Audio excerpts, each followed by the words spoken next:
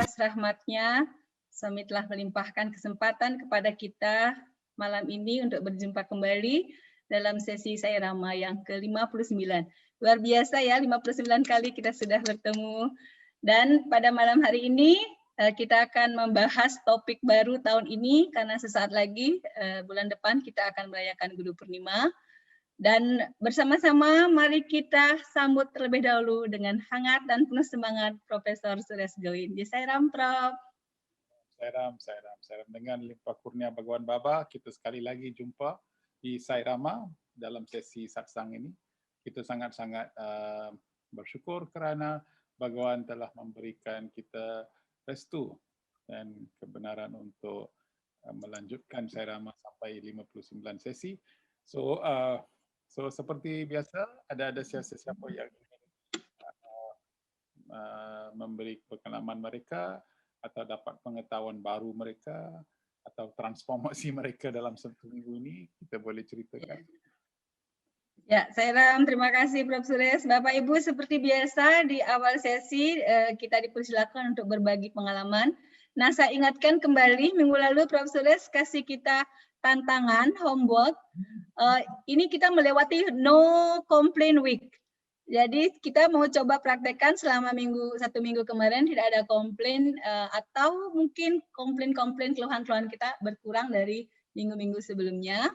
Jadi Bapak Ibu silakan berbagi bagaimana menjalani sadhana minggu tanpa komplain, no complaint week. Jadi adakah yang sukses atau berapa persen keberhasilannya? Silakan Bapak Ibu. Kalau saya tunjuk-tunjuk nanti saya dikomplain. Jadi tapi saya no complaint week ya, no complaint week. Jadi kalau saya tunjuk Bapak Ibu nggak boleh komplain sama saya ya. Nah, silakan siapa yang berkenan berbagi? Bolehkah saya panggil? Mohon maaf, Bapak Profesor Tirta boleh berkenan berbagi, Bapak sesepuh kita. Bagaimana beliau mengisi minggu ini tanpa komplain? Mohon silakan, Prof. Tirta, Sairam. Oke, Om Sairam, sebentar dulu ini pakai HP soalnya ini. Silakan, Bapak. Karena ini kerja di rumah, jadi kalau ya dengan teman di kantor ya otomatis tidak ada komplain ya. Tapi kalau dengan anak-anak itu kan komplain itu kan sambil setengah bermain-main gitu ya. Jadi menurut saya sih tidak terlalu serius lah kalau komplain sama anak sama nyonya itu kan artinya komplain yang setengah bergurau gitu. Kalau saya sih masih ada itu ya. Tapi kalau komplain serius itu sih sudah tidak sih rasanya sih sudah lama menghindari komplain gitu ya. Lebih baik yang ikut ya. Saya di kampus pun walaupun termasuk senior, saya lebih suka ngikut anak-anak yang masih yang muda-muda gitulah daripada banyak komplain gitu. Wah. Jadi nggak stres, nggak beban ya, Prof ya? Nah. Wah, luar biasa ini Prof Tirta. Terima kasih Bapak, semoga sehat selalu. Hebat ini Saira Bapak, terima kasih. Nah, Bapak Ibu yang lain mau berbagi bagaimana melewati hari-hari tanpa komplain. Terus terang saya masih komplain, tantangannya banyak. Tapi reaksi saya mengamati dalam diri saya, keluhannya itu tidak sehebat sebelumnya karena saya terngiang-ngiang suara Prof Suresh. Baru saja dikasih tahu no komplain. Jadi saya biasanya memperhatikan anak saya yang lebih besar tuh kalau lagi dalam tanda kutip ngeselin gitu, saya bereaksinya marah banget sama dia. Jadi saya begitu fokus dengan kesalahan yang dia lakukan tanpa menyadari bahwa saya mungkin berperan terhadap kesalahan yang dia lakukan. Nah, selama minggu ini saya merenung, menyadari bahwa ketika dia berbuat salah dan membuat saya jengkel, itu adalah akibat dari apa yang saya lakukan terhadap dia. Nah, pemikiran itu membuat saya lebih cool. Saya tidak mungkin mengubah dia bila saya tidak berubah. Jadi sekarang saya dalam proses untuk memperbaiki diri saya. sehingga nanti sama-sama bisa lebih melihat positif. Biasanya saya cepat sekali terus terang saya marah gitu ya, walaupun ada yang terucap, ada yang tidak.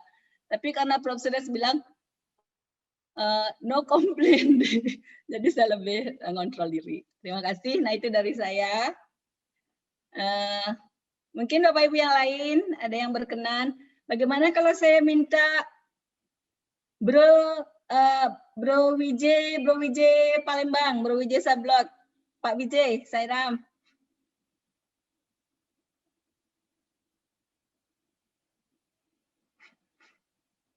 Sairam Bapak.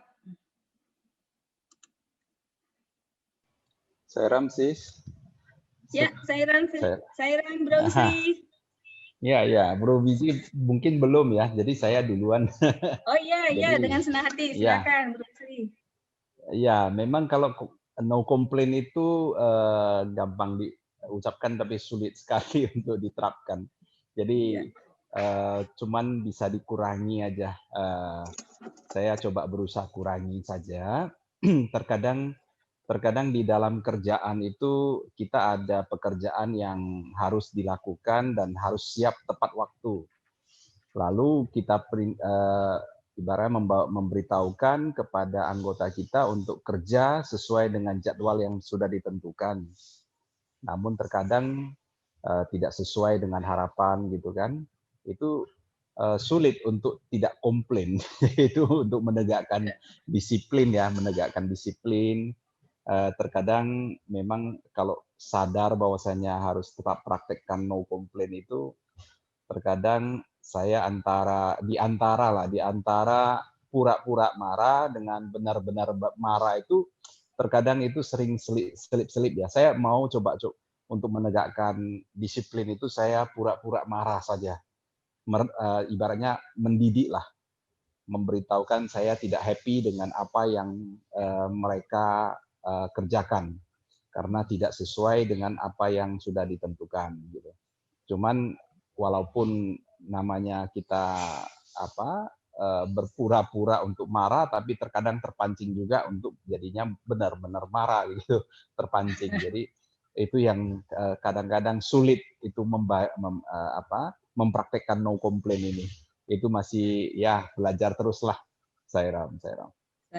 Sairam, terima kasih Bro Usri. Prof. Suresh mungkin menanggapi, silakan Prof.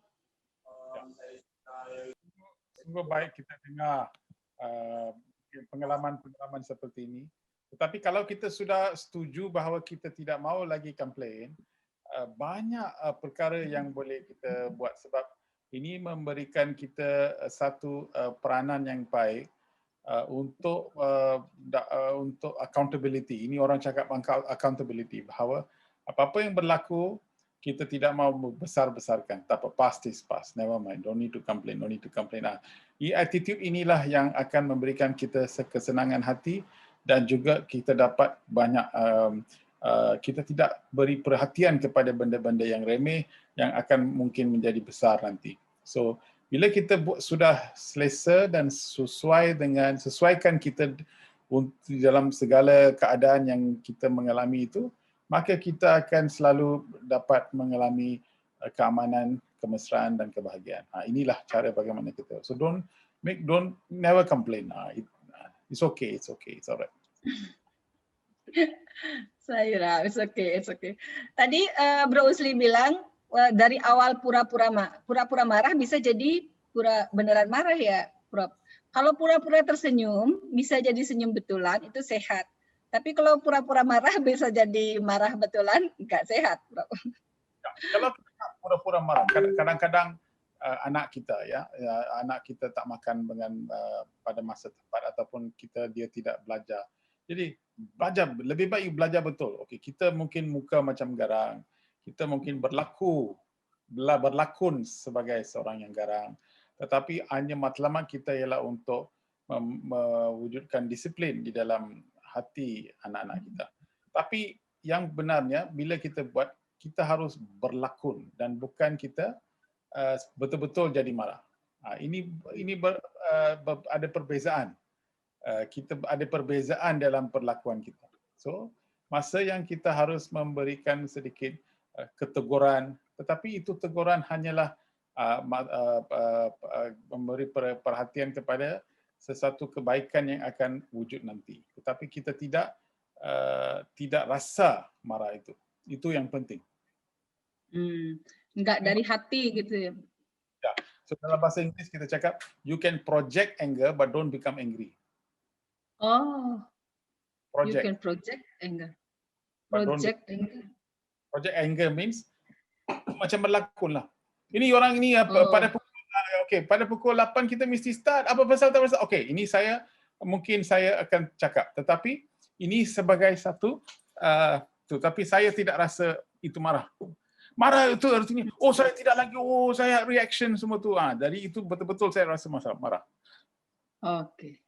Oke, Prof. Terima kasih, Sairam. Clear. Bapak Ibu yang lain, saya persilakan. Silakan. Om Sairam. Om Sairam. Om Sairam, Ibu. Saya perkenalkan Bu Made, saya. Ya, silakan Ibu. Saya sedikit saya ikut mengeluarkan pendapat masalah komplain ya. Saya sebagai ibu rumah tangga, posisi saya saat ini kan saya kumpul dengan keluarga besar, ada anak yang udah nikah, ada yang bujangan, ada yang ada mantu, ada cucu yang sedang tumbuh ya, TK, SD kelas 1. Jadi saya berada di lingkungan di mana saya harus mampu sebagai ibu menjadi role model untuk anak, mantu, cucu gitu.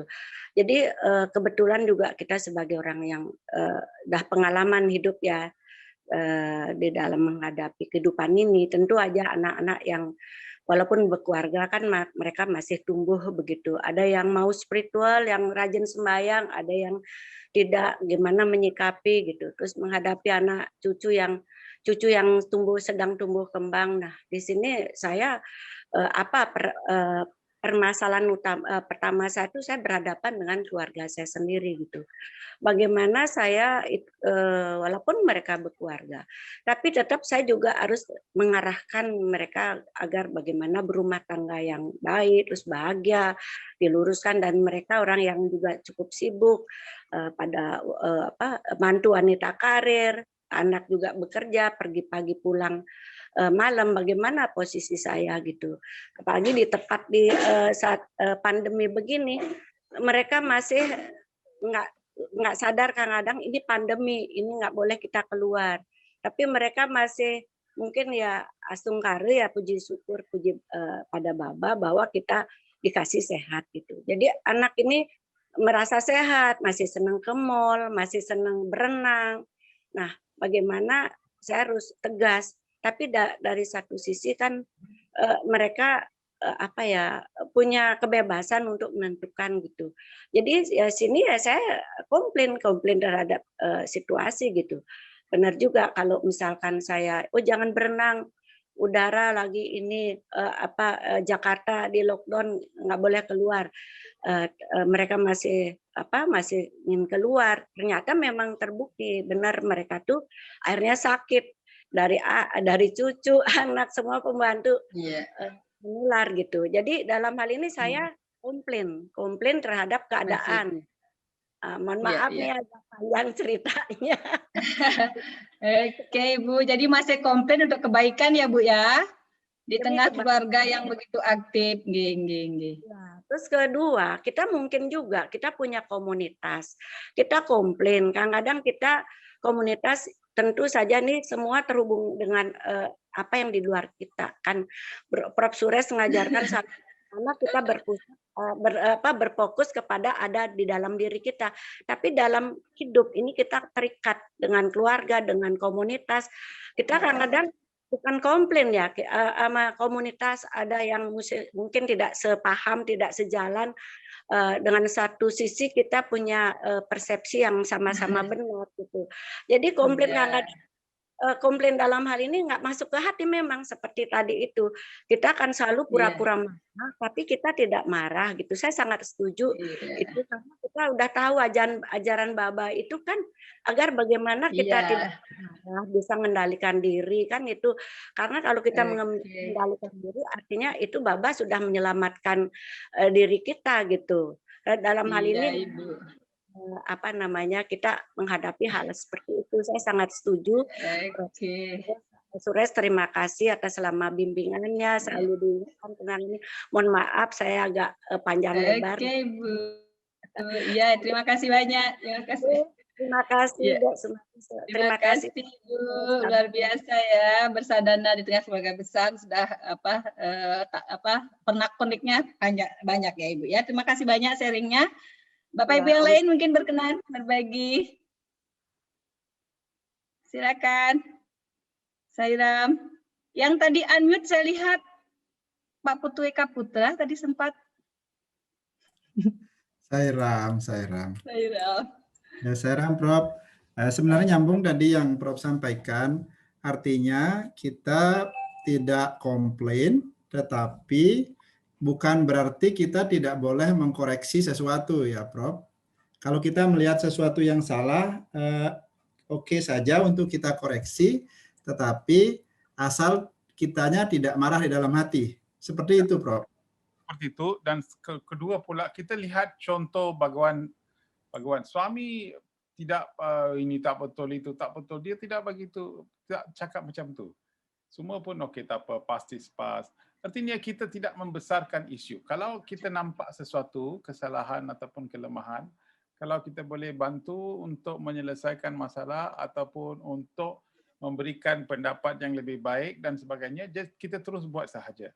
Tapi jangan kita ini tak bagus, ini tak ada baik, ini tak ada baik, ini tak ada baik, ini tak ada baik, ini tak ada baik, macam itu. Kalau kita selalu sebut perkara seperti ini, selalu kita akan hanya pandang kepada satu benda yang mempunyai kelemahan. Itu saja. Makanan sudah dihidang, just makan sajalah. Kalau tak ada pun tidak apa. Satu contoh yang baik ialah apabila kereta datang depan rumah suami dan kereta itu dihantar oleh seorang tuan rumah yang akan datang untuk bawa suami ke tempat itu kerana ada satu function di rumah. So orang itu jemput Bhagawan untuk datang. Saya rasa itu satu perkahwinan ke, satu engagement ke, saya tidak tahu, di rumah. So Baba terus suami pergi dalam kereta, dan bila dia pergi kereta, driver itu buka itu pintu, suami duduk belakang. Bila dia tutup terlalu cepat sampai itu suami kaki sudah sangkut. So itu memang kena pada kaki suami. So rasa sakit. Tapi bila dia masuk ke dalam perayaan itu, suami tidak mengadu kepada siapa-siapa.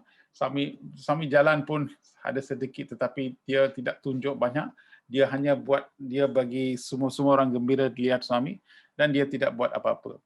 Kemudian lepas perayaan itu, tuan rumah sahaja cakap bahawa saya akan sendiri bawa suami balik. So bila di kereta dia balik, kemudian bila suami turun daripada kereta, orang driver itu nampak bahawa kaki suami itu tidak begitu baik.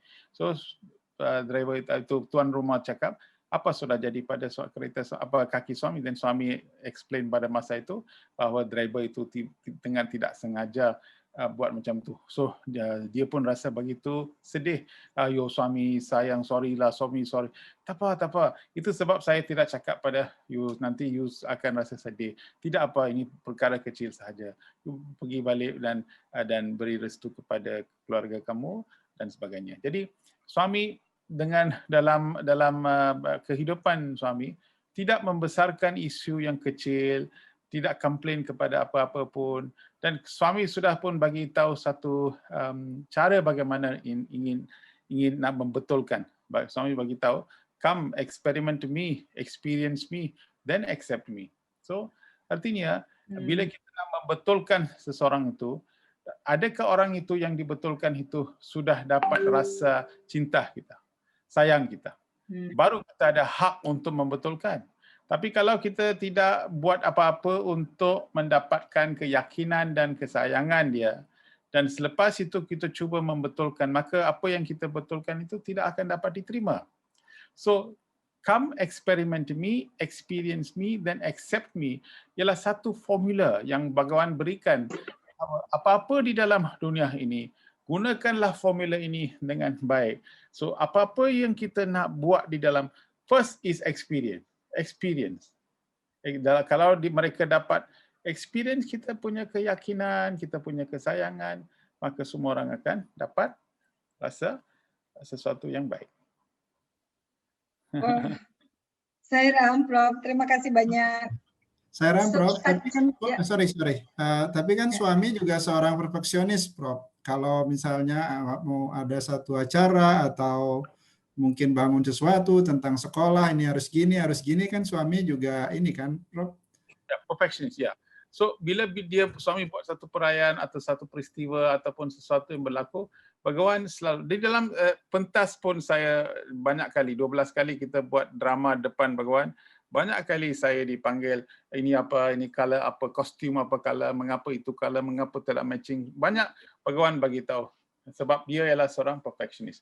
So, artinya, apa yang kita mahu ialah dia ada hak untuk membetulkan kita sebab dia sedang menang keyakinan kita dan kesayangan kita. Itu sebab acceptance.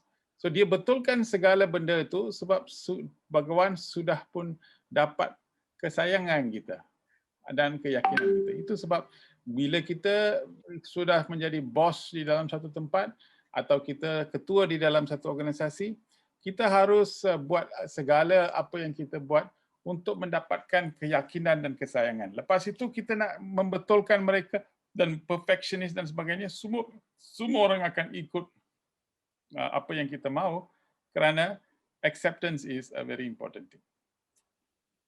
Jadi artinya itu bukan komplain ya, Prof. Itu artinya beliau hanya ini ya. Itu tidak komplain. Dia tidak cakap ini tak betul, ini tak, bukan macam tu. Dia cakap, this one put a little bit like that. And dia betulkan itu. I make the curtain. Why the dance is like that? Make them. Dia betulkan. Dia kadang-kadang dia datang belakang curtain, dia tengok macam itu.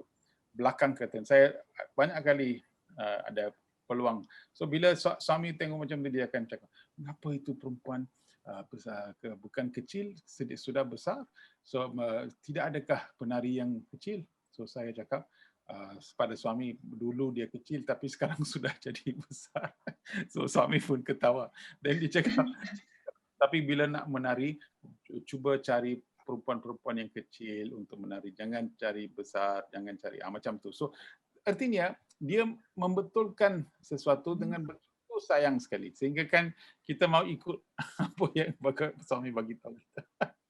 Inilah cara bagaimana kita. Dia Tuhan, dialah yang sebenarnya mencipta semua. Dia tidak ada hak.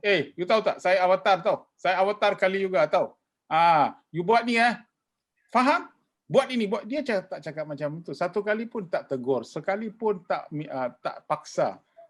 Semua pun do like that little bit is okay. Macam tu, dia sebut pun macam lembut.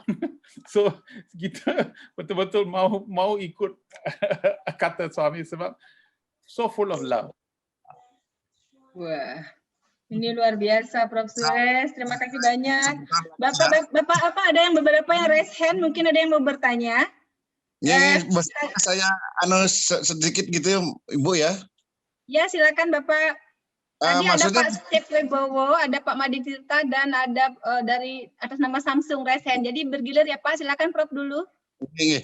Maksud saya mungkin begini ya, ketika saya menemukan orang lain punya kekurangan itu, saya kalau mau menegur itu memang mikir itu ya. Artinya jangan sampai dia merasa dipermalukan atau merasa gimana aja down gitu ya. Sehingga istilahnya kita bukan komplain ya, kalau ada kekurangan itu ya kita kadang-kadang harus muter dulu untuk menyadarkan dia itu bahwa misalnya gini, besok sudah waktunya ini harus selesai ini, tapi ketika itu belum katakanlah selesai, kita sebenarnya tidak komplain juga ya. Artinya kita berusaha menghindarkan yang punya tanggung jawab itu untuk tidak dipermalukan gitu aja sebenarnya gitu ya. Terima kasih ya. Ya, Itu yang terima kasih Prof. yang betul. Terima kasih. Ya. Sambil bagi kalau nak betulkan bagi 3 baik baru kita ada hak untuk kebetulan. Wah, bagi itu baik sekali. Bila datang, oh ya ke, bagi itu baik. Lalu saya nampak, terima kasih datang. Tapi lain kali bolehkah you buat 3 kali saya sebut. 3 kali sebut baik, 1 kali boleh kasih masukan ya. Ini latihan ini. Kita menang hati dulu, baru kita betulkan sesuatu. Iya, kita menangkan hati dan biar yang bersangkutan merasakan cinta kita gitu ya Prof ya, niat baik kita dalam menyampaikan. Yang anak pun, kalau kita nak betulkan anak, betulkan ahli keluarga, jangan selalu tegur, ini belajarlah betul, tengok televisyen banyak main. So dia kan, ayo macam mana tu. Barang. Tapi kalau kita, nak saya sayang pada you, saya harap nanti, so ada 1, 2, 3 perkataan kita buat baik, kita selalu cakap dengan dia, kita selalu dekat. Lepas itu, maka itu hari itu you dapat 65% saja. Tak bolehkah sedikit 5 naik sikit, dapatkan 78, tak bolehkah? Macam tu tengok. Ini apa ni? Bodoh betul. Ini adik anak abang saya boleh dapat 80%, apa pasal you boleh dapat kurang berapa? Ya, itu cara kita bawa itu mesti penting. Itu kontraproduktif dengan tujuan memperbaiki. Betul. Ya. Nah, Bapak tadi ada Bro Sairam Sister. Ya, silakan Bapak. Sairam. Tadi kebetulan sorry ketika nama saya dipanggil lagi ikut. Oh iya, DJ Sablok Palembang Sister. Iya, tadi pas silakan nama Bapak. tadi pas nama dipanggil saya kebetulan ikut YouTube karena ada tamu datang. Ini kembali ke Zoom lagi, udah kembali ke Zoom lagi. Sorry. Iya. Oke, Bapak, saya silakan. cerita tentang no complaint ini, saya ingat ketika pertama kali ikut musyawarah nasional SSGI, itu saya ingat sekali peraturannya yang paling pertama itu adalah no complaint diselesaikan dengan musyawarah mufakat. Itu mungkin dari pusatnya, dari Prashanti. Sampai sekarang itu masih tetap saya pegang, dan terutama di Palembang kita kalau ada acara musyawarah daerah atau pemilihan pengurus dan sebagainya selalu kita tekankan bahwa no complaint, jadi kita selesaikan dengan musyawarah. Nah, kebetulan kemarin Profesor Suresh minta 1 minggu untuk coba dengan no complaint. Saya coba kalau ada hal-hal yang rasanya tidak sesuai dengan apa yang saya pikirkan, saya coba untuk pendekatan, berbicara kepada anak, kepada istri, kepada karyawan dan sebagainya, sehingga rasanya lebih nyaman. Karena bisa saja apa yang saya pikirkan atau yang saya rasakan itu belum tentu betul, dan mereka punya pikiran bisa lebih bagus lagi. Terutama untuk anak-anak muda sekarang mungkin cara berpikir mereka sudah berubah. Jadi dengan musyawarah, dengan berbicara, mungkin problemnya atau masalahnya bisa diselesaikan lebih baik, dan kita juga merasa bisa menerima dan ikut dengan cara mereka. Itu saya coba 1 minggu dan rasanya memang 1 minggu ini lebih nyaman terhadap semua yang kita hadapi di depan. Itu mungkin pengalamannya. Terima kasih, Sairam. Sairam, luar biasa. Karena sudah terbiasa melakukannya, jadi 1 minggu sangat gampang ya untuk Pak Wijay. Terima kasih banyak, Bapak. Terima kasih, Sairam. Ya, Sairam Pak. Tadi ada Bro Steve Wibowo, raise hand, silakan. Raise hand. Ada juga yang atas nama Samsung, saya lihat raise hand juga. Silakan bila mau berbagi. Atau mungkin salah pencet. Oke, mungkin salah pencet, Prof. Kita lanjut dengan materi. Ya. Sairam. Ya, Sairam, Sisters. Sairam, Sisters Marini. Ya, saya mau sharing. Ya, mau silakan. sharing. Nah, karena saya pernah mendengar dari Prof. Suresh yang berkata, kalau marah itu mengembalikannya kan lama. Nah, resep itu saya gunakan seminggu ini untuk no complaint. ketika kita ada masalah misal dengan suami gimana, saya pegang saran dari Prof. Sures. Begitu marah kita kan tidak damai.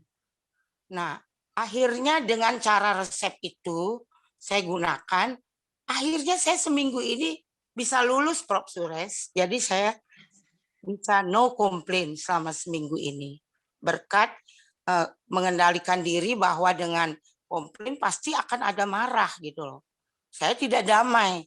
Nah, akhirnya saya tidak mau itu, pegang dari Prof. Sures, ajarannya bahwa tidak marah itu kan lama. Nah, saya akhirnya bisa lulus Prof. Sures selama seminggu ini no complain. Itu yang saya alami. Seram, Marini. Saya nanti dapat sertifikat dari Prof. Sures. Oke, luar biasa Mbak Ilo. Selamat tadi lulus seminggu, ntar lulus 1 minggu lagi, tambah 1 minggu lagi. Weh, keren ya Saira. Nah, terima kasih. Ini ada masukan dari Beligong Kesawa.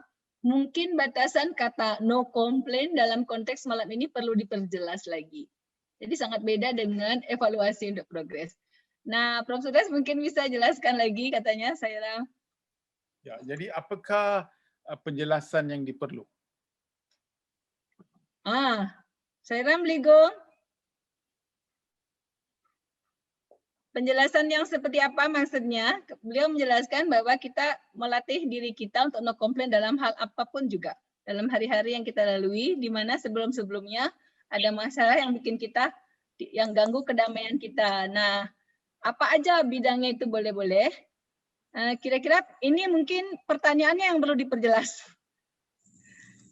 Maksudnya begini, tadi kan contoh dari Bro Usli, di tempat kerja ada yang artinya tidak memuaskan. Mungkin dalam hatinya tidak komplain, tetapi harus dilakukan evaluasi untuk perbaikan. Jadi baik konten maupun cara menyampaikan kepada anak buah. Jadi tidak terbawa emosi, tidak masuk ke dalam diri, tetapi sehingga kadang-kadang kelihatannya Bro Usli kan bilang tadi mau pura-pura marah, nah biar ada perbaikan yang seperti itu. Jadi memang batasan konsep daripada no complain itu artinya untuk evaluasi perbaikan itu kan sangat beda sekali. Saya itu aja. Saran saja. Klarifikasi saja ya. Saya Apa yang perlu ialah kita faham bahwa kalau kita sudah dapat lihat kelemahan dalam pekerja kita di dalam pejabat, okey, selalu kalau kita dulu ini tidak baik, dia tidak buat macam itu, dia tidak buat macam ini dan sebagainya, kita mengadu sahaja, itu artinya kita komplain. Apa yang patut kita buat ialah selain daripada just komplain, apakah yang kita boleh sendiri boleh buat untuk mengatasi kelemahan orang itu? Itulah yang sebenarnya. So, kalau kita sudah dapat lihat sesuatu kelemahan ataupun satu kekurangan, soalan yang kita harus tanya ialah apakah sumbangan daripada kita supaya orang itu akan dapat mengurangkan kesalahan ataupun kelemahan mereka. Itu sahaja. So bila kita sudah masuk ke dalam zon seperti ini dipanggil accountable. So accountability artinya kita tidak banyak buang masa untuk mengadu sahaja. Selalu kita pergi minum teh atau minum kopi dengan kawan-kawan kita di luar, selalu cara kita cakap ialah pasal orang lain mungkin. Selalu mengadu ala kerajaan mesti buat ini, itu mesti betul, ini tak betul, ini tak. Banyak perkara yang kita cakap sahaja. Kebanyakannya lebih kepada kekurangan dan kelemahan, itu sahaja.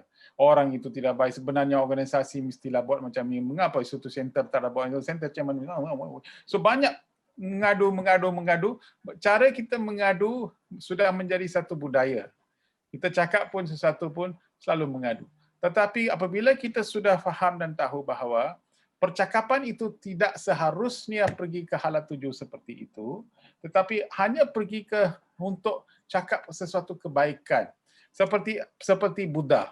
bila dia nampak itu anjing, pengikutnya semua cakap, oh tengok itu anjing ada ulat, tengok anjing itu sudah mati berapa hari, tengok anjing itu bau dan sebagainya. Tapi Buddha cakap, tak apalah, tengok gigi dia, gigi masih putih, tak apa kita lintas juga. So, di dalam segala kekotoran itu, Buddha boleh nampak apa yang putih dan apa yang kuat, itu dalam giginya. So di dalam segala apa yang kita lihat, bolehkah kita cuba cari kebaikan? Bila mata kita sudah lihat kepada kebaikan, maka Buddha punya study circle material adalah drishti akan wujudkan srishti. So drishti ialah cara kita lihat. Srishti ialah bagaimana orang itu boleh baiki atau apa yang kita mahu sebenarnya bergantung kepada apa yang kita lihat. Kalau kita selalu lihat aspek-aspek positif, maka orang itu pun akan menjadi seorang.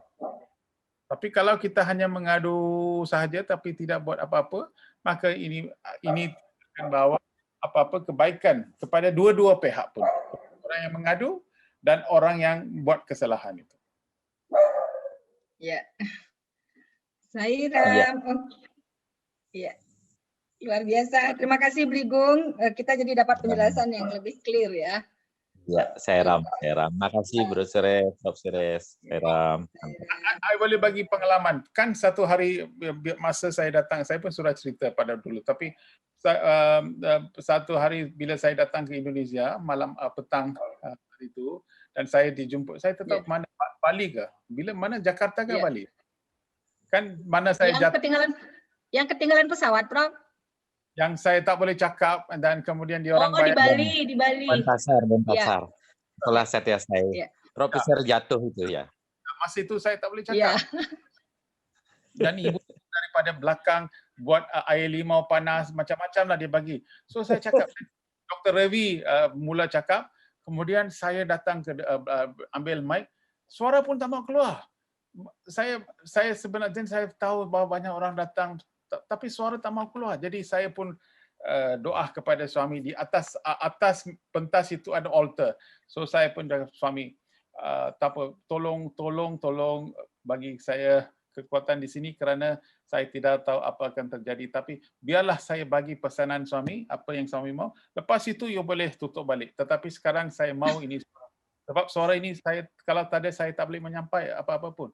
Tiba-tiba saya tak tahu apa sudah jadi. Saya fikir datang sini, mari depan, mari atas. Itu saya betul-betul rasa macam itu. Datang naik atas. Jadi saya naik itu pentas. Bila saya naik pentas itu pentas itu bukan pentas yang gerak. Saya tidak tahu. Jadi saya step on the second step. The pentas sudah gerak. Saya pun terus jatuh di bawah itu. Bila saya sudah jatuh, banyak para bakta sekalian semua datang, dia cakap macam tu. Jadi saya pun bangun dan slowly saya naik atas. Kemudian saya pegang kepada mic dan saya cakap. Bila saya cakap, tiba-tiba saya boleh. Saya pun hairan. Tapi saya cakap, mungkin 1 jam, saya tidak tahu berapa lama saya cakap semua itu. Kemudian lepas itu saya letak itu mic. Bila saya balik, ada satu bakta, brother Sairam. Bila saya mau buka mulut, tak boleh buka. Sudah tutup balik. Tapi bila saya cakap masa itu, badan saya semua peluh. Saya tidak tahu. Bila saya balik, begitu letih. Sehingga saya tidak tahu apa pasal. Begitu letih. Kemudian malam itu saya harus ambil saya naik kapal terbang balik ke Kuala Lumpur sebab esok hari saya ada satu hal di Kuala Lumpur yang saya mesti berada di sini. So saya pergi ke airport, saya tunggu di lounge untuk tunggu kapal terbang saya. Saya begitu letih, saya terus tidur. Dan bila saya tidur, saya bangun pukul 1 pagi, saya pergi tanya mana itu flight. Flight sudah lepas. Flight sudah lepas. So malam-malam saya tengok apakah yang saya patut buat. Jadi saya ada 2 pilihan. Saya boleh telefon bakta para siapa-siapalah, saya boleh panggil Pak Danish ke siapa-siapa. Memang dia akan datang. Dia bahkan siapa-siapa akan datang airport, panggil saya balik ke rumah, tidur di sana esok pagi. So saya akan beri banyak kesusahan kepada itu. Saya pun tidak mau. Jadi saya pergi cari ada satu kerusi yang saya cakap, okey, kapal terbang sudah pergi, saya harus beli tiket baru. So macam mana besok pagi pukul 5 sahaja itu kaunter boleh buka. So sekarang sudah pukul 1, 4 jam saya kena tidur. So saya buat itu di dalam seat itu, saya tidur sampai pukul 5, kemudian queue dapatkan itu tiket, terus naik turun di kapal terbang di Subang, kemudian datang ke rumah dan terus tukar dan terus pergi ke acara itu. Tapi saya buat, tapi saya tidak sistem saya tidak kena buat macam berapa. So kalau saya sudah masuk ke zone komplain tu, maka ke peristiwa itu ataupun pengalaman itu tidak akan dapatkan apa-apa kebaikan. Tapi kalau saya lihat, apakah kebaikan yang saya dapat pada hari itu, ialah saya dapat lihat daripada banyak sudut pengalaman itu, memberikan saya banyak pengalaman, banyak kesabaran. So saya tak apalah suami ini, suami punya, ini ialah suami Prasadam. Suami Prasadam. Apa itu Prasadam? Itu saja. Jadi, bila kita sudah buat keputusan kita tidak mau mengadu, apa-apa peristiwa yang berlaku di dalam kehidupan kita, kita tidak besarkan isu itu. Baru bila saya balik ke sini, kemudian lepas 1-2 minggu baru saya cerita pada semua, saya cerita pada orang lain apa yang sudah berlaku sebab saya tidak mau. So artinya, spirituality kalau kita nak buat, banyak benda akan berlaku kepada kita. Apakah cara bagaimana kita mau menerima benda itu, itulah yang penting. Bukan peristiwa. Cara bagaimana kita menerima apa-apa pengalaman itu dan menginterpretasikan itu, itulah spiritual. Saya. Jadi bagaimana cara kita memandang suatu kejadian itu? Itulah yang akan memberikan. Itulah yang. Inilah artinya apa suami cakap, drishti ialah apa yang akan wujudkan srishti. So di dalam kesusahan pun, bolehkah kita dapatkan sesuatu yang menikmati, sesuatu baik. So bila saya tidur, saya tengok itu airport kerja, dia wah malam-malam pun dia kerja macam ini. Dulu kita tidak rasa orang ini kerja, dan saya nampak itu airport, ada orang lapkan airport tu pagi-pagi pukul 2 pagi pun sudah kerja. Saya tengok itu. So banyak pandangan yang saya dapat, saya tak akan dapat bila saya datang ke airport pada biasa. So saya lihat orang sini, so macam itulah, ada pengalaman-pengalaman yang kita dapat daripada kehidupan kita. Jadi selalu lihat sisi positif dari setiap kejadian yang kita alami ya, Prof. Sehingga kita tidak komplain, dan itu akan memberikan kita kemajuan spiritual, saya rasa. Ya. Oke, luar biasa Prof. Suresh. Jadi waktu itu Prof. Suresh nggak jadi bawa kue ya buat istrinya ya, hilang kuenya. Kita bungkus kuenya rusak. Masa itu saya telepon dari Indonesia, saya telepon, because istri saya tunggu, dia cakap apa pasal itu flight sudah turun, mana dia, so saya pun cerita. So saya cakap, saya terlalu letih, saya sudah tertidur di airport. Oke, tapi kan tidak perlu terulang ya, Prof ya? Tidak perlu. Tidak perlu ulang lagi. Udah dapat pengalaman banyak dan pelajaran yang banyak ya. Oke, Sairam, terima kasih banyak Prof Suresh. Barangkali sekarang kita sudah masuk ke sesi pembahasan malam ini tentang Guru Purnima ya, Prof ya. Silakan, please ya. Material ini begitu baik sekali, material ini, kerana kita telah pilih 9 surat yang Bhagawan sendiri tulis kepada baktanya. Jadi kita akan menganalisakan surat-surat yang ditulis oleh suami sendiri kepada baktanya. Iya. Sairam, sayang sekali ini kita tidak tampilkan ya tulisan tangan Bhagawan yang mestinya nanti minggu depan kita tampilkan betapa indah tulisan tangan Bhagawan untuk kita baca bersama, dan ini kita tampilkan versi bahasa Indonesianya. Silakan lanjut Bro Pur, Guru Purnima 2021 9 Permata. Ya. Di dalam dirimulah ada kebahagiaan sejati. Engkau sebagai tubuh, pikiran, atau jiwa adalah mimpi, tetapi dirimu yang sebenarnya adalah keberadaan, pengetahuan, dan kebahagiaan. Engkau adalah percikan atau perwujudan Tuhan alam semesta ini. Engkau sedang menciptakan seluruh alam semesta dan menariknya masuk. Untuk mendapatkan kepribadian semesta yang tak terbatas, kepribadian kecil yang terpenjara dengan menyedihkan harus pergi. Bakti bukanlah tangisan atau kondisi negatif lainnya. Bakti adalah melihat semuanya di dalam apapun yang kita lihat. Hatilah yang mencapai tujuan, ikuti hati. Hati yang murni mencari sampai jauh melampaui intelek atau kecerdasan memahami kebijaksanaan untuk membedakan baik dan buruk. Ia mendapat inspirasi. Apapun yang kita lakukan akan bereaksi terhadap kita. Jika kita berbuat baik, kita akan memiliki kebahagiaan. Dan jika jahat, kita akan memiliki ketidakbahagiaan. Di dalam dirimulah terdapat kebahagiaan sejati. Di dalam dirimulah ada lautan nektar keilahian. Carilah dia di dalam dirimu. Rasakan di dalam sini diri yang sejati. Dia bukan tubuh, bukan pikiran, bukan intelek, bukan organ otak. Dia bukan keinginan dari yang sedang menginginkan. Dia bukan objek keinginan. Dia di atas semua ini adalah engkau. Semua ini hanyalah manifestasi. Engkau muncul bagai bunga yang tersenyum, bagai bintang yang berkelip-kelip. Apa yang ada di dunia ini yang bisa membuatmu menginginkan sesuatu? Sairam.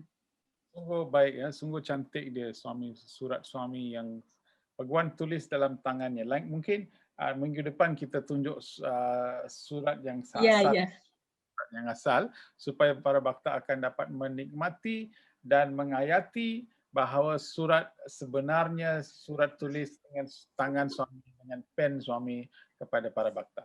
Jadi intipati apa yang suami tulis kepada satu bhakta ini ialah actually essence of our life. Apa yang sebenarnya kehidupan kita. Selalunya kita bila kita hidup di sini, di dalam dunia ini, kita selalu hidup dalam secara fisikal. Segala pengalaman kita ialah fisikal. Kita lihat melalui indriah kita, indriah mata, kita lihat melalui, kita dengar melalui telinga dan sebagainya. Jadi aspek-aspek inilah yang memberikan kita satu bayangan bahawa dunia ini betul. Ini kita hidup sebagai dari saya secara fisikal. Dan apabila kita hidup di dalam secara fizikal, emosi kita juga akan menambahkan bahawa dunia ini sebenarnya ialah betul. Jadi emosi kita, kita punya apa yang kita sayang, apa yang kita tak sayang dan sebagainya. Semua di dalam alam emosi kita, kita akan lagi dapat ikatkan kita di dalam dunia ini. Kemudian kita juga mempunyai secara pikiran kita ataupun jiwa kita. Bila kita di dalam tiga benda ini, sebenarnya bila kita di dalam tiga alam ini, maka kita tidak sebenarnya akan tahu atau kenal siapakah yang kita sebenarnya. So tujuan kehidupan kita di dalam dunia ini ialah sebenarnya memahami siapakah kita. Saya Suresh, itu nama saya. Saya profesor, itu pekerjaan saya. Saya tinggal di Malaysia, itu tempat yang saya tinggal. Saya anak so and so. Ini semua ialah bukan saya. Ini semua ialah identiti yang telah saya dapat setelah saya lahir di dunia ini.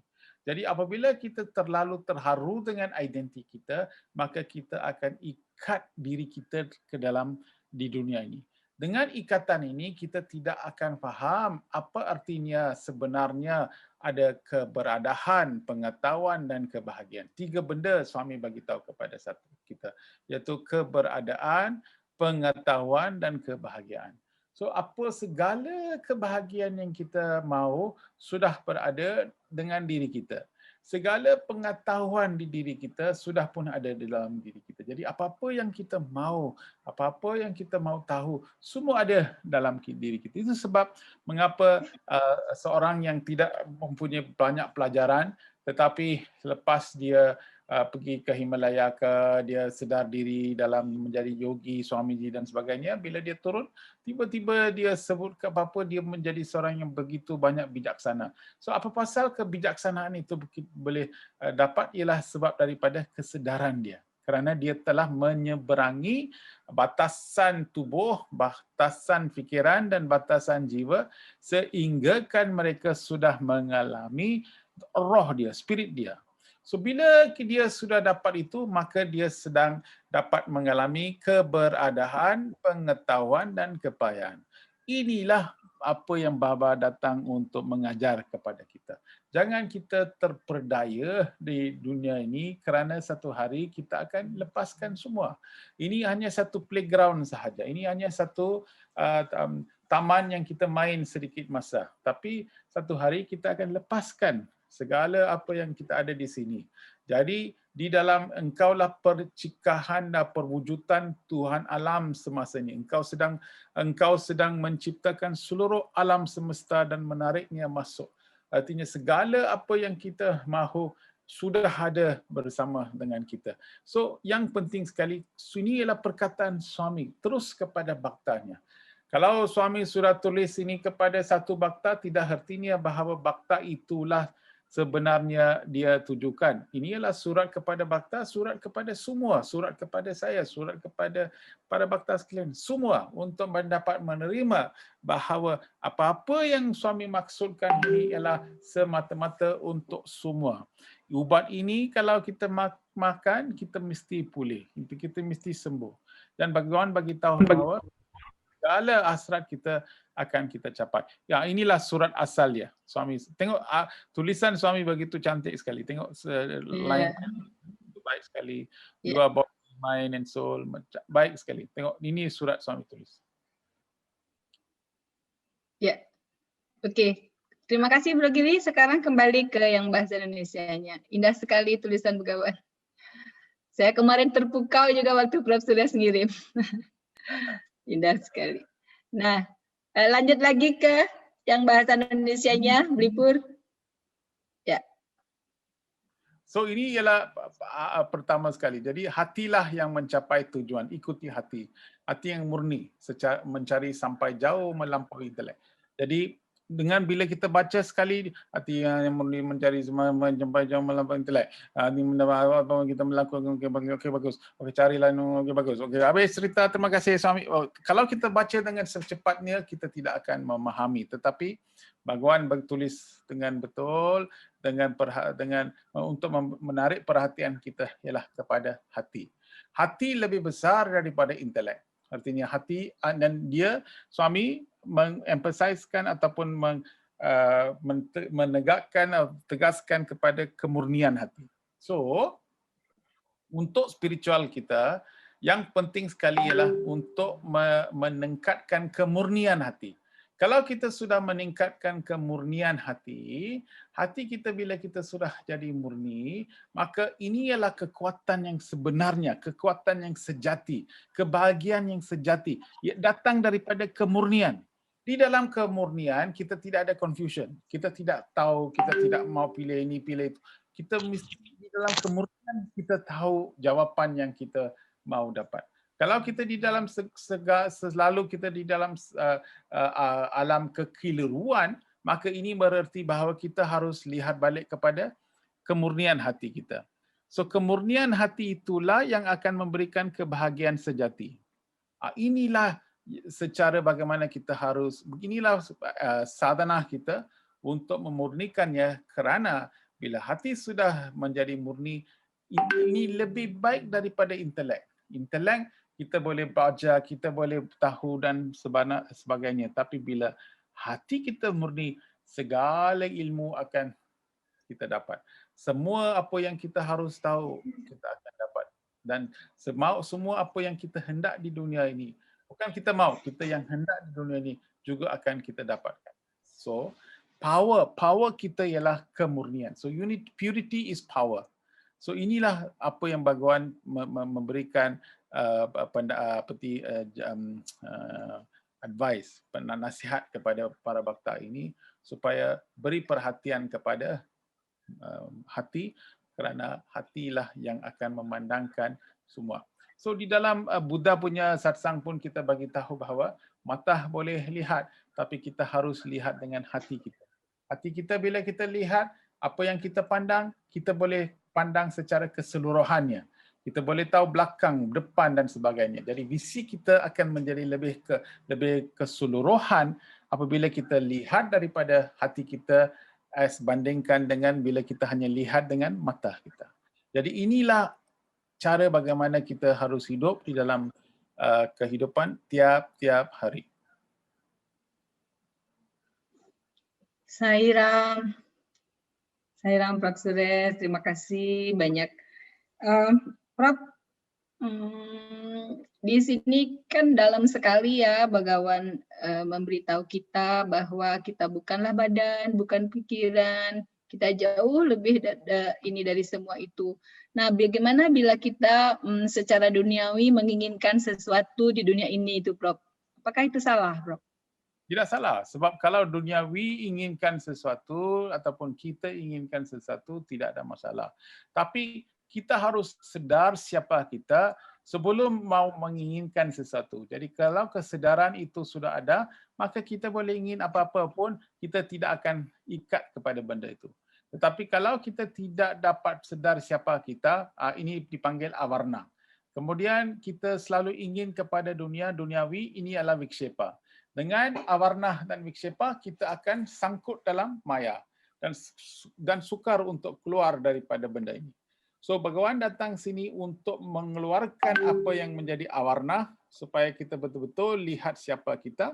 Baru kita hidup di dalam dunia ini, kita tidak akan terikat di dalam segala apa yang kita buat. Kita kerja, kita buat apa yang kita tahu dengan baik sekali dan kita bagi kesimpulan atau kesudahan kepada suami. Macam itu. Kita hidup kalau macam itu, tidak ada masalah. Kadang-kadang orang terlalu terikat kepada dunia sehingga kan mereka hilangkan diri mereka hilangkan kebahagiaan mereka, kemesraan mereka dan sebagainya untuk kejar sesuatu sehingga tak dapat. Itulah yang batasan itulah yang kita mau buat supaya kita boleh have as Buddha said, middle path. So inilah konsep kehidupan. Suami bagi tahu sebagai seorang guru, Bhagawan bagi tahu inilah konsep kehidupan. Jadi kehidupan ini maya ialah selalu memberikan segala maklumat dan keterangan sehingga kan kita fikir bahawa itu betul. Tetapi kita mesti buat analisa yang lebih panjang, lebih dalam supaya kita memikir dengan baik apakah yang betul dan apakah yang salah. Dan hidup di dalam kehidupan dengan kebenaran. Ini ialah tugas seorang bhakta. Ya, Sairam, terima kasih Prof. Suresh. Jadi kita semua mesti belajar untuk menjadi yang terbaik, tetap jadi yang terbaik di dunia, tetapi tidak terikat. Ini cantik. Dan mencapai. Lagi satu. Ya. Engkau muncul bagai bunga yang tersenyum, bagai bintang yang berkelip-kelip. Okey, ini perkataan cantik. Bila Bhagawan tulis sama seperti ini, macam kita nampak, okey, bunga, you macam seorang bunga, tapi bintang, okey. Kita buat lebih dalam lagi. So, Bhagawan mau kita menjadi bunga. Apakah ciri bunga? Bunga kita lihat, kalau kita lihat bunga yang cantik, bunga itu tidak buat apa-apa kepada kita, tapi kita ditarik, hati menarik, kita ditarik kepada bunga itu kerana bunga itu memberikan kita fragrance. Fragrance apa yang panggil bahasa Indonesia? Bau. Aroma ya. Aroma yang begitu baik sekali, cantik begitu banyak sekali. So kalau kita boleh senyum dan kita boleh hidup sebagai satu bunga, artinya kehidupan kita selalu akan menarik perhatian orang. Selalu bila mana-mana kita pergi pun kita bagi kesenangan, kebahagiaan. Tapi kita tidak buat apa-apa. Just we are on our nature is like a flower. Ini adalah makna yang tersembunyi di dalam perkataan-perkataan yang begitu cantik di suami tulis.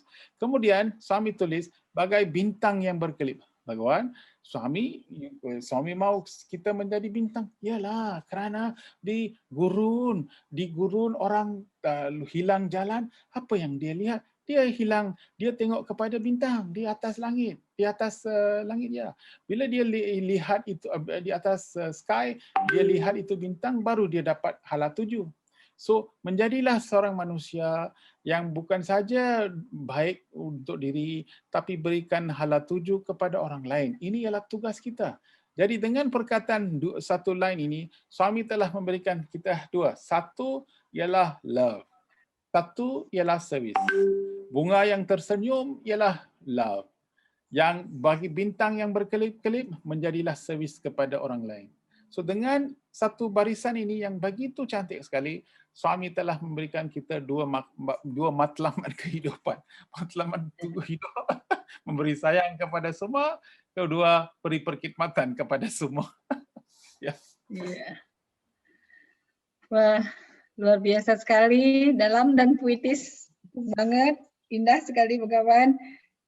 Sairam, terima kasih banyak Prof. Suresh. Terus Bapak Ibu silakan merenungi wacana Bagawan surat suami yang begitu indah. Bila ada hal yang mau dibagikan atau pertanyaan, boleh disampaikan Bapak Ibu. Silakan.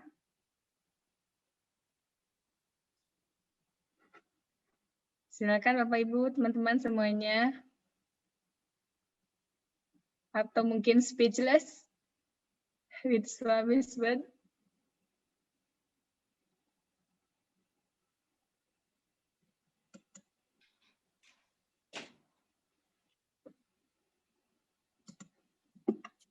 Oke. Adakah Bapak Ibu yang mau? Sairam, ya. Sister. Ya, Sairam, silakan. Ya, silakan. Silakan, Bro. Saya sering confuse tentang seperti desire dengan desire kita itu kan keinginan ya. Keinginan itu dengan keinginan hal-hal berbuat sesuatu yang mungkin ya kita ingin berbuat baik lah, katakanlah berbuat baik. Tapi itu kan juga merupakan keinginan. Contohnya kita memiliki aim ya, memiliki satu keinginan untuk membuat satu sekolah kecil gitu. Kita ada keinginan itu, berarti kan itu juga keinginan. Jadi saya mau tanya Prof, bedanya apa ya untuk keinginan, itu kan keinginan juga untuk pribadi ya, tapi purpose-nya adalah yang baik gitu. Mungkin itu yang mau tanyakan ke Prof. Sairam. So, jadi kita lihat kepada keinginan itu dan kemudian kita lihat balik kepada hati yang murni. Apabila kita mewujudkan satu sekolah, adakah akan beri manfaat kepada masyarakat? Adakah ini tujuan kita untuk menanam nilai-nilai murni yang baik di dalam anak-anak kita? Jadi hala tuju kita ialah untuk memberikan satu kebaikan yang besar dan satu kebaikan yang satu proses kebahagiaan yang kita boleh beri. Jadi ini datang daripada mana? Daripada hati yang murni. Kita tidak payah buat sekolah. Kita boleh bina rumah yang besar, beli 3 lagi kereta, kita boleh hidup dalam mewah, dengan mewah. Jadi apa pasal dengan duit itu kita buat sesuatu ialah kerana keinginan kita ialah mulia. So artinya tanpa keinginan itu pun kita tidak boleh hidup. Kalau kita tidak ada keinginan, esok kita tak boleh hidup. Kita sebab keinginan tak mau kerja, keinginan untuk pergi dan sebagainya. Untuk hidup di dalam duniawi ini, mesti kita mempunyai keinginan. Tetapi kalau keinginan itu datang daripada hati yang murni, maka keinginan ini akan selalu fikir pasal masyarakat, pasal orang lain, pasal negara, pasal dunia dan sebagainya. Maka inilah cara bagaimana, inilah sebab suami selalu sebut lawal sewal, selalu fikirlah pasal masyarakat yang besar, lebih besar daripada kita. So itu pun satu proses yang baik apabila kita selalu fikir dan ingin sesuatu untuk kelebihan yang lebih besar, kelebihan yang lebih baik. So ini ialah baik, ini ialah satu semua orang harus sebenarnya fikir, tetapi kebanyakan orang tidak dapat fikirkan seperti itu kerana mereka selalu terharu dengan diri mereka sahaja. Jadi untuk survival saja, untuk saya punya keluarga, untuk saya saja, untuk macam itu. So macam mana dia boleh expand? So keinginan ialah tak apalah yang bukan saya nak jadi kaya pun. Tapi bila saya boleh buat sesuatu, saya mau buatlah sesuatu, apa yang saya dapat saya bagikan kepada semua orang. Jadi hari itu saya punya adik punya anak, saya bagi tahu dia, kalau you sudah dapat RM1, 20 sen ataupun 25 sen, you agihkan, simpan sahaja. Dan ini digunakan untuk sesuatu yang baik, bagi kepada budak ke, atau bagi pendidikan kepada orang lain. So jangan kamu fikir bahawa kita akan dapat RM1 juta baru kita boleh buat sesuatu. Tidak boleh macam itu. So tiap-tiap kali kita dapat sesuatu, kita agihkan sedikit. Ini juga satu cara bagaimana kita dapat mendisiplinkan keinginan kita supaya kita tahu dan faham bahawa kita selalu hidup untuk kebahagiaan masyarakat dan orang lain. Prof, pertanyaan lanjutannya, Prof. Kalau seandainya kita taruhlah kita untuk sekolah kecil kita sudah bisa mencapai, muncul lagi keinginan untuk membuat satu sekolah lagi yang lebih besar. Kemudian itu menjadi keinginan lanjutan. Kemudian kita mau lagi gitu. Apakah itu merupakan keterikatan? Kalau kita nggak mencapai, jadi kita kecewa. Sering kita mau mencapai sekolah yang lebih besar gitu, tapi kita nggak bisa, belum terwujud. Kemudian kita ada sedikit, kenapa kok belum bisa ya gitu. Itu apa ada keterikatan itu, Prof? Saya So sebenarnya apakah tujuan untuk buat sekolah ini? Tujuannya? Ini sekolah percuma. Ya, tujuannya sebenarnya untuk orang yang tujuan yang baik lah untuk masyarakat gitu. Ya. Adakah kita charge sekolah, adakah kita dapatkan duit daripada anak-anak, ataupun adakah sekolah ini untuk percuma? Ada Prof. Cuman murah. Oke. Tapi sekolah murah. Sekolah murah, artinya memang ada satu charge, tapi bukan sebegitu besar sekali sehingga kan matlamat kita untuk profit saja, bukan macam itu kan? Bukan. Kemudian di dalam sekolah ini kita menanam nilai-nilai murni dan sebagainya? Iya, Prof.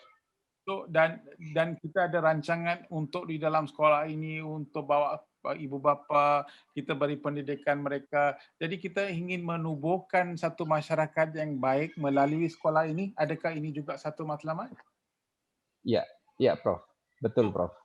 Jadi kalau kita sudah clarify, kalau kita sudah menjelaskan niat kita, maka kalau keinginan seperti ini menjadi besar dan besar supaya kita boleh dapat meramaikan ataupun mendapatkan lebih banyak orang untuk mendapat pendekatan seperti apa yang telah dikemukakan tadi, maka ini merupakan satu keinginan yang baik.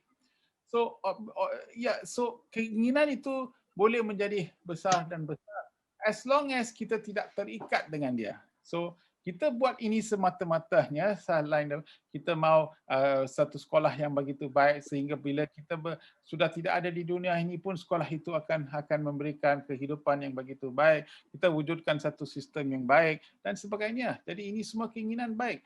Suami juga wujudkan universitas, suami juga mewujudkan itu hospital. Itu keinginan juga. Tetapi keinginan itu begitu baik sekali sehingga kan hari ini beribu-ribu orang dapat faedah daripada. Jadi apa yang dimaksudkan ialah daripada kehidupan kita, berapakah lilin yang kita boleh nyalakan? Lilin kita sudah ada light. So bagaimanakah ini lilin boleh menyalakan beribu-ribu orang supaya mereka juga dapat kebahagiaan apa yang kita sedang mendapati. So ini satu proses yang baik. Yang saya maksud adalah untuk future-nya terkadang kita ada muncul satu worry ya. Jadi bagaimana nanti kelanjutan setelah kita nggak ada di dunia ini, untuk siapa lagi yang melanjutkan? Itu apakah kadang kita terikat sekali attach ke result untuk hasil yang nanti future. Itu gimana, Prof? Sebenarnya, apakah itu? Sebenarnya apabila kita buat sesuatu yang baik supaya kita boleh dapat sampaikan mesej kepada masyarakat, ini sudah kerja Tuhan. Jadi bila kita buat kerja Tuhan, divine work, maka bila kita buat sesuatu, Tuhan juga akan hantar orang yang baik kepada kita supaya boleh dapat melanjutkan apa yang kita sudah mula. Itu kita tidak harus bimbang sebab ini bukan kita buat untuk diri kita. Kalau kita bimbang bahawa sesuatu ini hanya akan hanya wujud bila kita ada dan lepas kita tidak ada erti dan makna dan tidak ada orang lain, maka ini merupakan ikatan. Kalau kita mau function tanpa ikatan, maka saya pada masa sekarang ini buat apa-apa yang ada pada saya untuk buat untuk masyarakat. Tapi saya tahu bahawa oleh kerana saya buat sesuatu yang begitu baik sekali, maka Tuhan akan hantar kepada saya, suami akan hantar kepada saya, seorang yang lain dapat melanjutkan kerja saya. Ini sebab ini bukan kerja saya. Ini bukan keinginan saya. Jadi saya tidak terikat dengan keinginan saya pun. Just when I'm detached, okay, you mau, you buat. Itu saja. Pada satu hari, satu orang akan muncul. Mungkin one past student yang datang menjadi yang ambil alih dan akan teruskan perjuangan kita. Ya, Prof. Berarti Prof, kita harus senantiasa waspada terhadap hal ini, bahwasanya kita hanya sebagai alatnya beliau, adalah instrumen beliau, dan kita melaksanakan saja, tapi nantinya future kita surrender to God gitu. Itu Prof ya. Itu betul. Dan akhirnya kemudian apabila kita sudah capai sesuatu itu, masa itulah kita kena jaga juga, sebab kadang-kadang bila kita sudah capai, kita fikir bahawa kitalah yang mencapaikannya. Bahawa pada saat itu kalau kita rasa semua suami buat. Jadi kalau kita juga mempunyai disiplin yang sangat tinggi pada masa itu, sehingga kan kita berdedikasi segala hasrat kita, segala usaha kita kepada suami, dan kita hidup dengan cara ini, maka ini merupakan kehidupan spiritual. Orang spiritual haruslah berjaya dalam kehidupan. Orang spiritual ada keinginan baik. Banyak orang spiritual fikir bahawa tak apalah, saya duduk diri saya, tak apalah, ini saja cukuplah. Bukan macam itu. Orang spiritual mesti giat di dalam masyarakat. Mesti. Tapi dia tidak ada keinginan untuk dapat apa-apa untuk diri mereka. Mereka hanya semata-mata masyarakat. Inilah spiritual. Banyak orang, saya spiritual, saya buat meditasi sahaja. Saya tidak buat apa-apa. Saya tidak keluar. Itu bukan. Kalau macam itu, mengapa suami sebenarnya mesti datang dan duduk meditasi saja? Apa pasal suami datang, okey, buat universiti, hospital, water project, ini, itu semua. Kemudian 119 negara, mengapa dia buat seperti itu? Sebab itulah manifestasi spiritual. Sebenarnya bila kita sudah aman dan damai, kita mau memberikan aman dan damai kepada orang lain. Ini adalah aspek spiritual. Kalau kita betul-betul bahagia, kita mau share kebahagiaan dengan orang lain. Kalau kita betul-betul bahagia. Kalau kita tidak mempunyai kebahagiaan, maka kita selalu simpan untuk diri kita sahaja, maka itu berartinya kita tidak sampai ke dalam tu sejati, yang kebahagiaan sejati. Kebahagiaan sejati, apa topik di dalam bahagian ini? Kebahagiaan sejati sebenarnya ialah apabila kita sudah capai kecapaian ini, apa kebahagiaan sejati ini, kita mau menyebar ini kepada orang lain. Kita nak berikan kepada orang lain. Kita mau share dengan begitu banyak dengan orang lain. Kerana kebahagiaan kita ialah sejati. Tetapi kalau kebahagiaan itu hanya just superficial, maka kita hanya akan simpan ini untuk diri kita sahaja. Ya. Sairam. Thank you, Prof. Ya. Sairam. Terima kasih Bro Usli, terima kasih Prof. Suresh. Jadi makin mantap pemahaman kita menyimak ayat ini. Bhagawan menulis begitu dalam dan indah. Bapak Ibu, apa yang disampaikan Prof. Suresh sudah sangat clear sekali. Bila ada yang mau bertanya atau sharing lagi, saya persilakan. pertanyaan Bro Usli juga membawa Prof. Suresh menjelaskan lebih detail lagi bagaimana kita memahami lebih dalam lagi, membebaskan diri kita dari keterikatan meskipun tindakan-tindakan baik yang kita lakukan, tetap kita tidak boleh terikat. Karena tujuan utamanya adalah realisasi diri kita. Sairam, silakan Prof. Saya rasa perkataan yang ayat ini, engkau muncul bagi bunga yang tersenyum, bagai bintang yang berkelip-kelip. Saya rasa ini harus diambil sebagai satu mantra. Mana-mana kita letak ataupun kita besarkan perkataan ini, kita boleh letak di depan meja kita ataupun di rumah dan sebagainya. Kita letak perkataan ini datang daripada suami. Engkau muncul bagi bunga yang tersenyum, bagi bintang. So, jadi artinya mana-mana kita hidup, adakah saya satu bunga yang tersenyum? Adakah saya beri kesayangan kepada orang lain, kebahagiaan kepada orang lain? Dan adakah kehidupan saya menjadi bintang yang berkelip-kelip? At least kita di atas itu, bintang itu, adakah kita beri pandangan, hala tuju, dan kepada orang lain? Di dalam kehidupan saya, adakah saya menjadi role model supaya orang lain boleh ikut kita? Jadi ini dua sudah cukup untuk menjadikan kita menjadi seorang manusia dan seorang insan yang begitu baik sekali. Ini merupakan mantra, ini boleh dijadikan satu macam mantra. Adakah you jadi satu bunga yang tersenyum ataupun bintang yang berkelip? Ya, ini tambahan mantra baru dari Prof. Suresh. Ya, this will pass ya namaha. Itu juga satu mantra. Nah, ini tambahan satu. Untuk selalu kita pegang bagaimana kita afirmasi diri kita untuk senantiasa menjadi bunga yang tersenyum, tidak berbicara tapi keberadaan kita begitu indah, begitu membahagiakan bagi sekitar kita, dan bagikan bintang yang bercahaya, berkelip sehingga bisa menjadi petunjuk arah bagi sekitar kita, masyarakat kita. Saya rasa ini ada lagunya dari Uncle Jega tapi saya lupa nadanya, cuman ada kalimatnya Prof. Suresh kan ada ya. Uncle Jega buat the flower in the garden of garden and the star in God Hipan kayak gitu. Yes, betul. Iya, tapi lupa lagunya. Berarti ini Uncle Jega udah ambil ini mantra ini Prof. Suresh.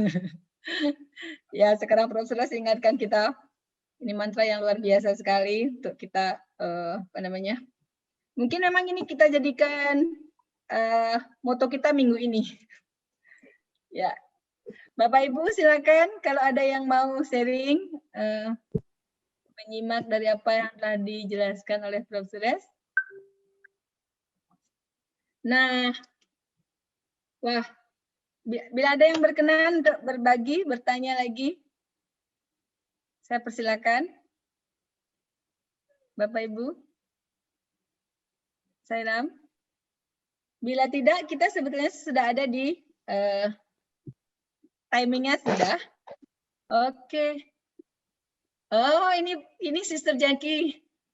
Sister Jackie menambahkan kalimatnya I will dance in the winds just for you. Itu lagunya. Iya, betul Sister Jackie. Cuman itunya lupa, nadanya lupa, kata-katanya ingat. Mantra ini ingat, tapi lagunya lupa. Terima kasih Sister Jackie. Sairam, no problem. Ya, Sairam. Ada Bapak Ibu yang mau bertanya? Jadi kita sekarang dapat mantra baru nih. Bagaimana kita menjadi bunga yang selalu tersenyum, menyebarkan keindahan, bagaimana kita nanti bisa menjadi bintang yang selalu berkelip, bercahaya untuk menerangi semua, memberikan petunjuk arah bagi semua orang. Bapak Ibu silakan. Oke. Prof. Suresh, bila tidak ada yang bertanya ataupun berbagi, mungkin kita bisa akhiri sesi kita malam ini, sesi Sairama yang ke-59. Ya, Prof? Ada yang Prof. Suresh mungkin tambahkan? Saya sudah bagi. Terima kasih kerana bersama. Kita jumpa lagi. Oke. Sairam, sekali lagi terima kasih kita ucapkan untuk Prof. Suresh Gowin. Terima kasih banyak Bapak Ibu semua yang berkenan bersama-sama, berkumpul bersama, berbagi energi positif untuk kita semua malam ini. Apa yang kita pelajari malam ini luar biasa sekali, bekal kita untuk 1 minggu ke depan dan 1 minggu selanjutnya. Nah Bapak Ibu, dengan mengucap puji syukur dan terima kasih kepada Begawan, kita akhiri pertemuan kita malam ini. Semoga semua mendapatkan hikmah, semua dalam dianugerahi kedamaian dan kebahagiaan oleh Bhagawan. Mari kita tutup dengan doa Samasta Loka Sukhino Bhavantu.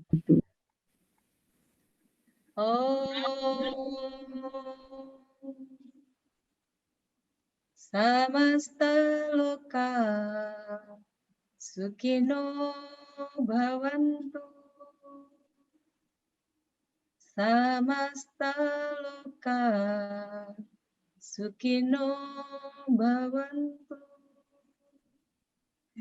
Samasta Loka Sukhino Bhavantu. Om Santi, Santi, Santi.